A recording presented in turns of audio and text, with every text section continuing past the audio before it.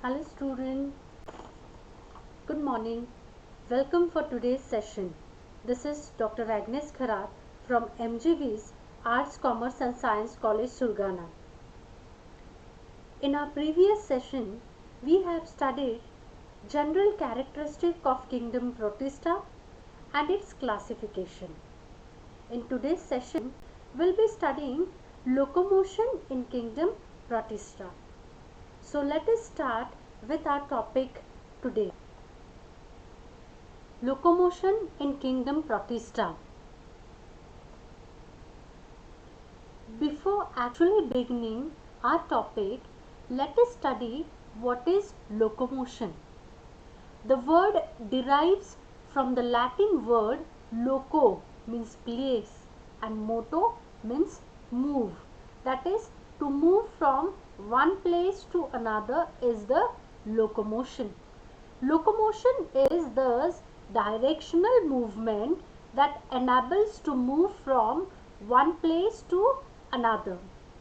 Just for fun, I've shown you picture of zebra who is running from lion, and thus we can say that locomotion is helpful for this zebra to win the race with lion.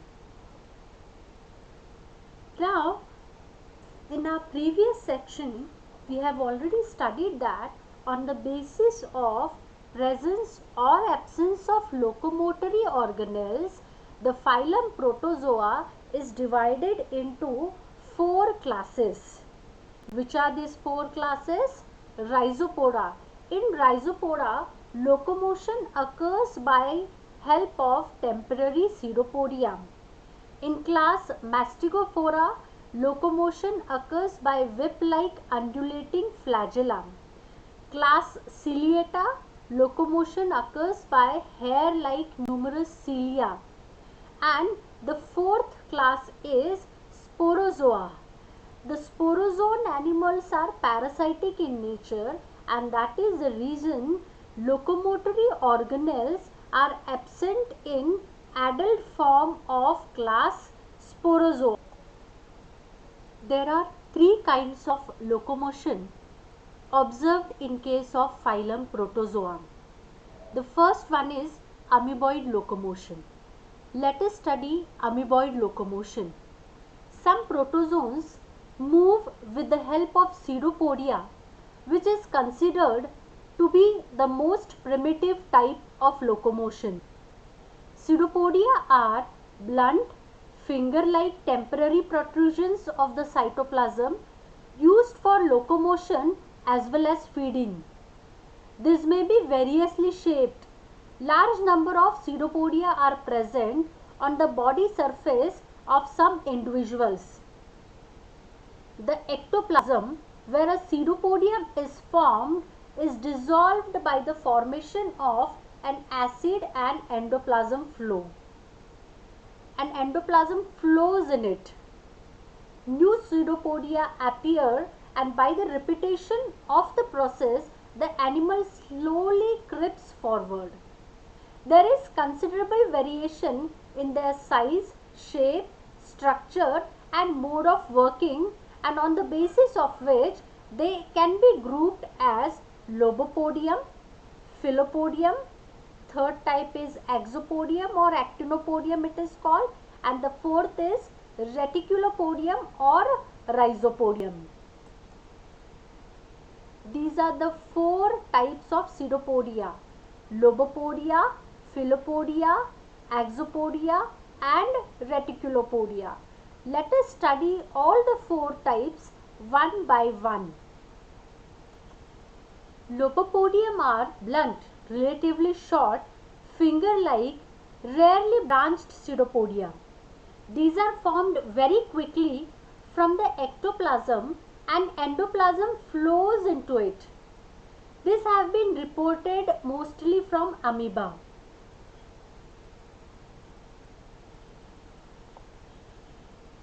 Next is phylopodium. These are filamentous pseudopodia, often with rounded ends. They are made of exclusively hyaline ectoplasm. They slightly anastomose with each other, and Filopodium is the characteristic feature of Euglypha. Next is Axopodium, which is also called as Actinopodium. The Axopodia or Actinopodia are stiff protoplasmic filaments. They are somewhat semi-transparent filaments radiating from the cell body. They possess a hair central axis of endoplasm and an outer covering of cytoplasmic sheath. It can be easily formed and equally it can quickly get absorbed. These exopodia are mainly used to capture food particles, as in case of actinophyrus. I have shown you the diagram of actinophyrus in this slide. The helizoida, which are often called as sun organisms because they resemble just like suns, having numerous long stiff extensions called as exopodia. These organisms move very slowly, rolling along by shortening and lengthening of the exopodia. The forward exopodia lengthen and become attached at the same time the posterior exopodia detach and retract. So this is about exopodium. The last type of podia is reticulopodium or rhizopodium. It is similar to Filopodium, but the branches anastomosed, forming a dense network. It helps primarily in capturing the prey, and locomotion is the secondary function in case of these organisms. These are dominantly found in Eliphidium. So we have studied 4 types of pseudopodia in case of protozoa. Amoeboid locomotion can be very well explained with the help of Sol-Gel theory.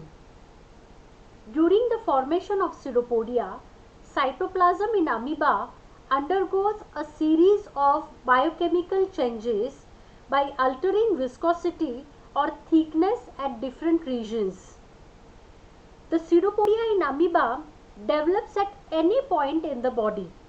The mechanism of the formation of pseudopodia takes place by the solation and gelation process of endoplasm, and this theory is called as Sol-Gel theory.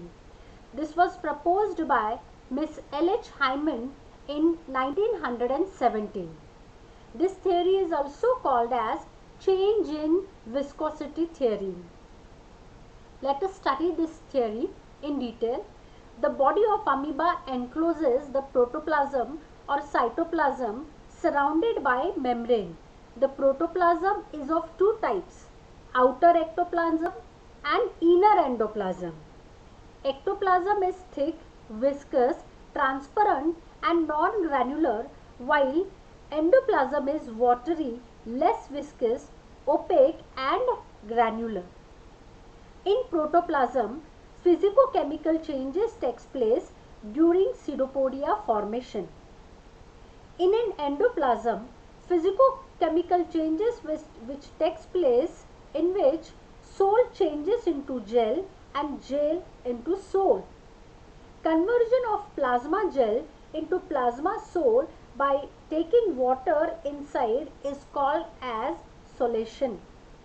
Conversion of plasma sol into plasma gel by losing water is called as gelation. Now pseudopodium is fixed on the support by some adhesive secretion, and the protoplasm of the body gradually flows into it. The ectoplasm is dissolved and the endoplasm flows inside. New pseudopodia appear, and by the repetition of this process, the animal slowly creeps forward. The speed of locomotion depends upon nature of substratum, temperature, osmotic pressure of the media, salt concentration and pH of the medium. The speed varies from zero point 0.2 to 2 micron per second. Ciliary locomotion. Second type of locomotion in phylum Protozoa is ciliary locomotion. Some protozoans move with the help of cilia. Cilia are small hair-like structures present usually in large numbers on the body surface. Ciliate protozoans use cilia for both locomotion as well as feeding purpose. A cilium has a practically same histology as that of flagellum. In our next slide, we are going to study the structure of cilium. The cilia acts as small oars and the backward strokes are swift, which push the animal forward. The paramecium moves forward in a rotating fashion by beating the movement of the cilia. In some cases, like Vorticella, the cilia are restricted only in a concentric circle at the distal end of the body. Cilia are usually arranged in definite rows.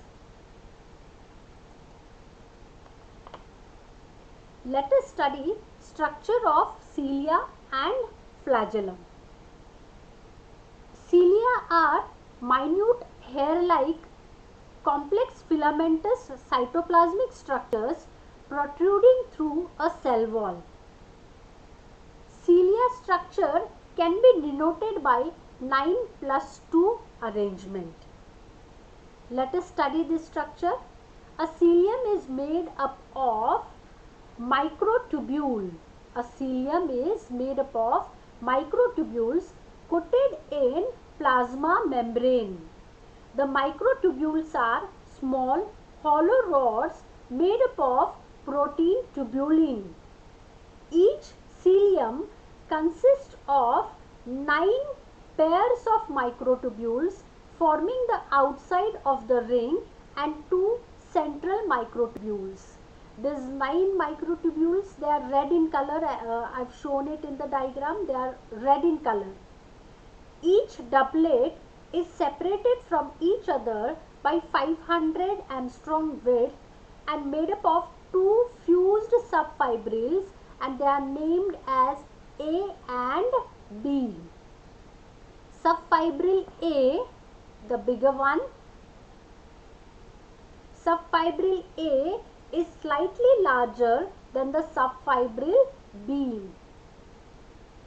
Subfibril A gives out 2 thick outgrowth or dynein arms from one side, which are oriented in the same direction in all microtubules.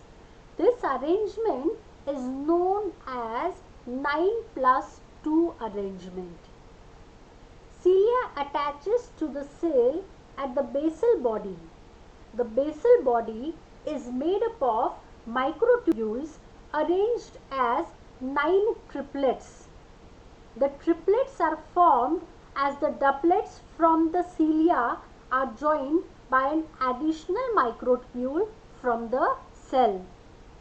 The 2 central microtubules end before entering the basal body. The motor proteins, that is dynein, are large, flexible molecules that allow the cilia to be motile. They undergo conformational changes which allows for complex movements. The dynein molecules essentially crawl along the microtubules, pulling the neighboring doublet up and reattaching further down. As the doublets are attached to each other through the cross-linking proteins, they can only slide a short distance along each other. This movement causes bending in the cilium. The locomotion of cilia involves rhythmic beating of cilia. It shows 2 types of coordinated rhythms, synchronous rhythm, and the second one is metachronous rhythm. In synchronous rhythm, cilia beats simultaneously in transverse rows, and in metachronous rhythm, cilia beats one after another in a longitudinal row. Beating of cilia involves two strokes, effective stroke and recovery stroke. Effective stroke in which cilia beats in forward direction.